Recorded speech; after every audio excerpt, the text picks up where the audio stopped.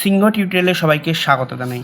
আজকে time and ওয়ার্কের খুব সুন্দর একটা প্রশ্নের উত্তর করাবো, যেটা তোমাদের বিভিন্ন কম্পিটিটিভ পরীক্ষার জন্য খুবই গুরুত্বপূর্ণ।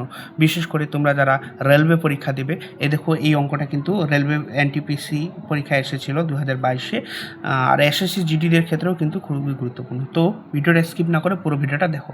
এখানে বলছে এ ও বি একত্রে একটি কাজ করে 10 দিনে, এ একা ওই কাজটি করে 15 দিনে এবং সি একা কাজটি করে 20 দিনে। বি ও সি একত্রে কাজটি কত দিনে করবে? তো দেখো এখানে প্রথমে এ আর বি মিলে কাজটা করে কয় দিনে? 10 দিনে করে, ঠিক আছে। তারপরে এ একা কাজটা করে কয় দিনে? এ একা কাজটা করছে 15 দিনে।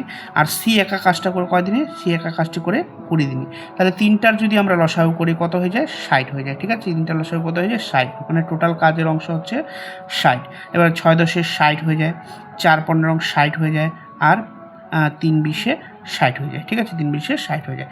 তাহলে দেখো এ বি মিলে কর্মদক্ষতা 6, এখানে এ এর কর্মদক্ষতা কত? 4। তাহলে এ বি থেকে যদি আমরা এটাকে বাদ দিয়ে দিই তাহলে কী পাওয়া যাচ্ছে? বি এরটা পেয়ে যাচ্ছি। তাহলে 6 থেকে 4 বাদ গেলে 2, এই বি 2 কর্মদক্ষতা কার? বি এর, ঠিক আছে। আমাদের অঙ্কটা কি বলছে? বি ও সি একত্রে কাজটি কত দিনে করবে?